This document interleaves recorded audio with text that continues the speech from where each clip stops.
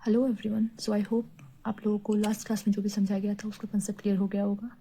हम लोगों ने जाना था कि रेशनल नंबर को कैसे एक्सपांड करते हैं और हम कैसे जानते हैं कि कोई भी नंबर रेशनल नंबर है। तो चलिए अब मूव करते हैं इरेशनल नंबर की तरफ। तो हमने एक इरेशनल नंबर लिया है जो कि है √3। अब हमें इस √3 को डेसिमल एक्सपांशन करना है। तो हम इसमें क्या यूज़ करेंगे, लॉन्ग डिवीजन मेथड, जो कि हम यूज़ करते हैं रूट के नंबर्स को फाइंड आउट करने के लिए। किन्हीं भी नंबर्स का रूट फाइंड आउट करने के लिए हम इसे यूज़ करते हैं। अब यहाँ हम देख रहे हैं हमने 3 एज इट इज़ लिख दिया। अब ये 3 हम इसको 1 टाइम्स में डिवाइड करेंगे तो ये यहाँ 1 आ जाएगा, यहाँ हमें 1 पुट करना है। अब इसको हम सब्ट्रैक्ट करेंगे तो ये हमारा 2 आ गया। अब हमें ये क्या करना होता है, इस टाइप से जब हम फाइंड आउट करते हैं तो यहाँ पर हमें जो नंबर से मल्टीप्लाई करें वो तो वहाँ लिखना ही होता है, फिर दोबारा सेम नंबर को यहाँ नीचे लिखना होता है, जो कि इस केस में 1 है तो हमने 1 लिख दिया। अब हम क्या करेंगे, इन दोनों ही नंबर्स को ऐड कर लेंगे। सो 1 + 1 हमारा हो गया 2। अब यहाँ हमने 2 लिख दिया। अब यहाँ हमें दिख रहा है कि कोई भी नंबर्स नहीं है तो हम यहाँ पर एक पॉइंट लेंगे और इस पॉइंट के कारण हम यहाँ 2 0 पुट कर सकते हैं। तो जैसे ही हमने 2 0 पुट किया, अब इन 2 0s को हम नीचे ले आएंगे। तो ये हमने 2 0s को नीचे ले आया। अब ये हमारा बन गया 200।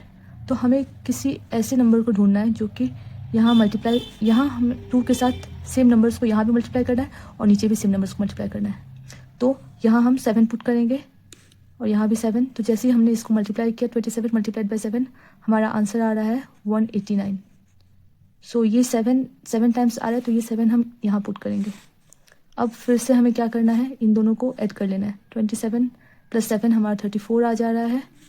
अब इन दोनों को सब्ट्रैक्ट करके हमारा आएगा 11। अब नेक्स्ट क्या करना है, यहाँ कोई दोबारा नंबर नहीं है तो हमें यहाँ पर 0 00 फिर से ले लेना है।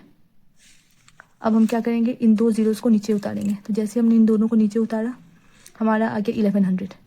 अब यहाँ पर हमें ऐसा नंबर लेना है जो कि इस नंबर से छोटा हो और ये हम इसको यहाँ पर क्वेश्चन के रूप में लिख सके। तो यहाँ हम ले लेते हैं 3। जैसे ही हमने यहाँ 3 लिया तो यहाँ भी हमें एक 3 लिखना है। सो 343 × 3 हमारा वैल्यू आ जाएगा 1029। अब हमें इसको नेक्स्ट सब्ट्रैक्ट जब करेंगे तो ये हमारा वैल्यू आ गया 71 और ये 3 हमें ऊपर भी लिखना है। जैसे हमने ऊपर लिखा, अब नेक्स्ट हमारा स्टेप हो गया इन दोनों को ऐड करना। तो हम लोगों ने जब इन दोनों को ऐड किया हमारा ये आ गया 346। अब नेक्स्ट हमें क्या करना है, फिर से 0 यहाँ पुट करना है। हम यहाँ डेसिमल प्लेस के बाद 3 नंबर्स तक फाइंड आउट करेंगे। तो यहाँ पर हमने 71 लिख लिया। अब ये 00 को नीचे उतारेंगे तो ये नंबर हमने नीचे लिख लिया। नेक्स्ट हम क्या करेंगे, हमने देखना है कि ये किस नंबर से मल्टीप्लाई करने पर ये सब्ट्रैक्ट इजीली हो सकता है, वो छोटा नंबर आ जाए। तो यहाँ हम मल्टीप्लाई करेंगे 2 से। जैसे हमने इसको 2 से मल्टीप्लाई किया ये हमारा नंबर आ गया 6924। अब इसको हम सब्ट्रैक्ट करेंगे तो सब्ट्रैक्ट करके ये आ गया 6 और ये हमारा आ गया 7 और ये 1। तो ये हमारा रिमाइंडर हो गया यहाँ पर। ये हालांकि और भी जा सकता है बट हम यहीं तक करके इसे छोड़ देंगे। और ये 2 टाइम्स हुआ तो यहाँ हमें 2 लिखना है। तो इससे हमें ये पता चला कि √3 का वैल्यू हमारा आ जाता है 1.732 एंड सो ऑन। तो हमने जो पढ़ा था इरेशनल नंबर्स वो नंबर्स होते हैं जो कि हम p/q फॉर्म में नहीं लिख सकते। और ये इरेशनल नंबर हम कैसे पहचानेंगे, अगर ये non terminating and non recurring हो। दैट मीन्स कोई नंबर जो कि नॉन टर्मिनेटिंग, डेसिमल एक्सपांसन के बाद नॉन टर्मिनेटिंग हो और नॉन रेकरिंग हो, यानी कि रिपीट ना हो रहा हो, तो उसे हम इरेशनल नंबर कह सकते हैं। सो आई होप इरेशनल नंबर का कंसेप्ट आप लोगों को क्लियर हुआ होगा। तो चलिए हम एक न्यू कंसेप्ट की तरफ बढ़ते हैं। तो ये है हमारा क्वेश्चन। सो 1.27 बार इन p/q फॉर्म। अच्छा, इस बार का मतलब ये है कि ये दोनों ही डिजिट्स रिपीट हो रहे।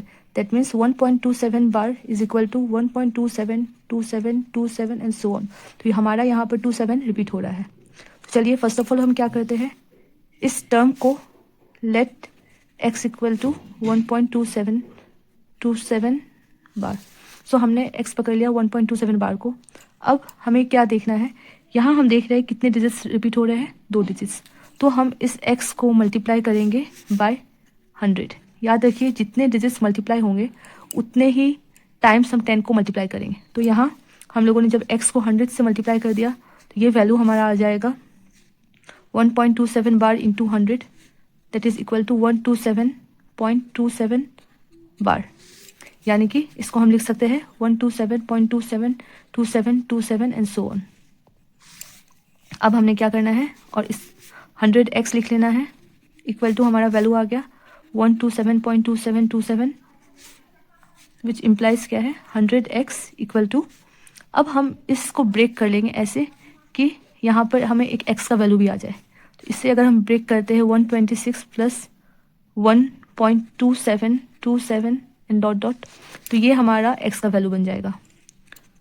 तो इसे हम क्या लिख सकते हैं 100x equal to 126 plus x, ये x हमारा कहाँ से आ रहा है, इस पॉइंट से, तो ये हमने इसको x लिख दिया।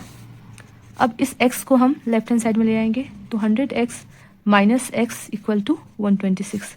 अब इसको अगर हम सब्ट्रैक्ट कर रहे हैं तो हमारा आ जाएगा 99x equal to 126, so x equal to 126 divided by 99, और इसको अगर हम सॉल्व कर रहे हैं तो हमारा ये आ जाएगा 14/11। हेंस हम लोगों ने क्या किया, 1.27 बार को p/q फॉर्म में लिख लिया, और वो क्या हो जाएगा 14/11। सो आई होप आप लोगों को ये कंसेप्ट क्लियर हुआ होगा कि कैसे हम लोग एक रैशनल नंबर जो कि रिपीटिंग हो उसको p/q फॉर्म में प्रूफ कर सकते हैं, p/q फॉर्म में लिख सकते हैं।